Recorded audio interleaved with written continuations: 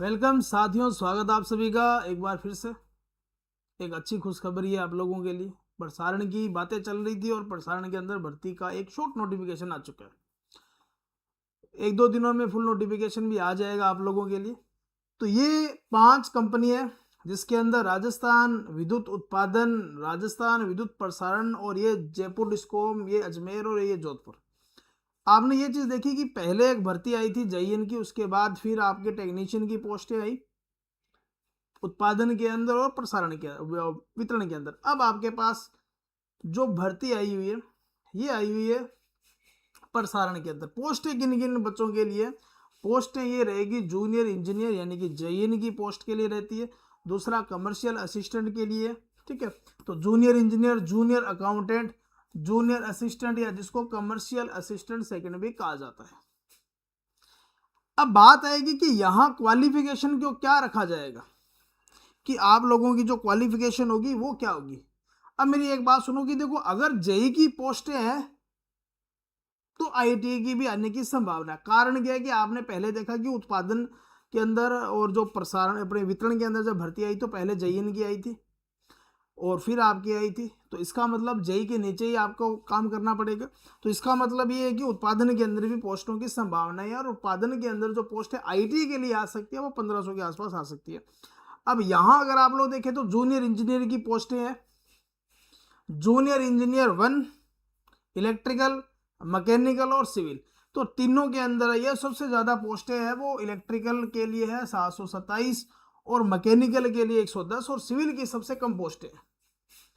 अब अगर मैं यहां बात करूं जूनियर अकाउंटेंट की, 44, 28 ये सारी करेंगे तो 371, ये भी ठीक ठाक है।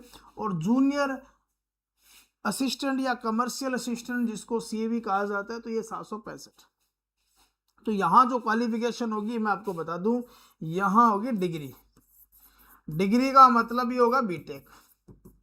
यहां डिप्लोमा वाला बच्चा एलिजिबल नहीं होगा। डिप्लोमा वाला बच्चा PWD, PhD, DLB in department के अंदर जो अधीनस्थ बोर्ड के द्वारा निकाली जाती है उनके अंदर डिप्लोमा और बीटेक दोनों बच्चों को प्रायोरिटी दी जाती है। लेकिन राजस्थान विद्युत विभाग की जो कोई भी भर्ती आती है तो वहां डिप्लोमा वाले बच्चों के लिए कोई भी प्रकार की पोस्ट नहीं होती। या तो आईटीआई वाले बच्चों के लिए आती है या डिग्री वाले बच्चों के लिए आती है। अब यहां देखो, पहली चीज तो जो राजस्थान की भर्ती है उसके अंदर एज लिमिट की अगर मैं बात करूं तो 40 साल आपको मिलेगी। क्वालिफिकेशन मैंने आपको बता दिया, शुरू वाली जो 3 पोस्ट है यहां आपको कितना होगा डिग्री या बीटेक को। जूनियर अकाउंटेंट के लिए कंप्यूटर से संबंधित डिप्लोमा जो भी होगा आपका वो चलेगा।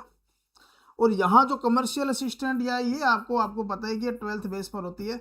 और ठीक है, ये मैंने आपको बता दिया। यानी कि जिन बच्चों की डिग्री कर रखी है या डिग्री के अंदर जो भी चीज होगी, जो कंप्यूटर जूनियर अकाउंटेंट वाला जो होगा ये कंप्यूटर से संबंधित जो भी आपका डिप्लोमा बीटेक जो भी होगी वो चलेगा।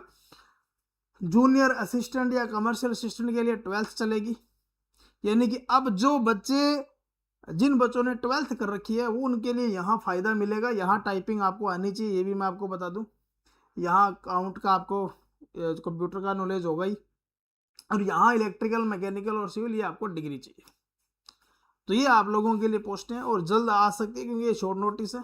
और उसके बाद में ठीक है, तो पोस्टों की संख्या देखो 2000 पोस्ट अगर इनकी निकली है तो कम से कम आप लोगों के लिए अगर मैं मानूं तो 1500 के आसपास तो आनी चाहिए। हालांकि इसके हिसाब से देखा जाए तो ये अगर ये 2000 आई है तो कम से कम 3000 होनी चाहिए, 3 साढ़े 3000 होनी चाहिए उस हिसाब से देखा जाए तो। क्योंकि यहाँ जेईएन की पोस्टें देखो 750 है, 750 बोल सकते हो। तो 700 पोस्ट है तो इसका कम से कम आप लोग 2 गुना तो मान के चलो कि 1500 के आसपास पोस्टों की संभावना बनेगी। वो बनेगी कब? इसका जो फुल नोटिफिकेशन होगा उसके कम से कम 1 डेढ़ महीने के आसपास ही चांसेस बनेगा। ठीक है, तो ये एक अच्छी खबर है। जो बच्चे उत्पादन के अंदर लग चुके, वितरण के अंदर लग चुके और जो बच्चे नहीं लगे हुए वो प्रसारण की तैयारी करना। अब आपकी तैयारी अच्छी है और आप लोग बस ये मान के चलो कि जैसा कि आपको पहले भी बताया था कि एक नोटिफिकेशन इनका आया था जिसके अंदर आपका एग्जाम पैटर्न इन्होंने दिया कि हम इस प्रकार से एग्जाम लेंगे। तो मतलब भर्ती के बारे में जब चर्चा होती है तो तभी ऐसी चीजें बाहर निकल कर सामने आती है। और अब आपने प्रसारण के अंदर एक नोटिफिकेशन देख ही लिया जिसके अंदर जूनियर इंजीनियर की पोस्टें हैं, कमर्शियल असिस्टेंट की पोस्टें हैं, जूनियर अकाउंटेंट की पोस्टें हैं। तो मतलब ये है कि टेक्नीशियन की पोस्टें हैं वो भी आने की पूरी संभावना है। ठीक है, तो उम्मीद यही करेंगे कि 1 महीना तो मत मानो, 1.5 से 2 महीनों के भीतर आपको इसका भी एक नोटिफिकेशन देखने को मिल सकता है। तो अच्छी खबर है आप लोगों वाले बच्चों के लिए। और 10th प्लस IIT वाले बच्चों के लिए इसमें अभी कुछ नहीं है।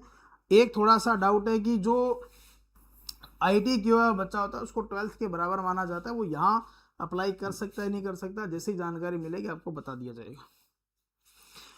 तो ये जो मैंने आपको जानकारी दी है तो ये थोड़ा सा ध्यान में रखना।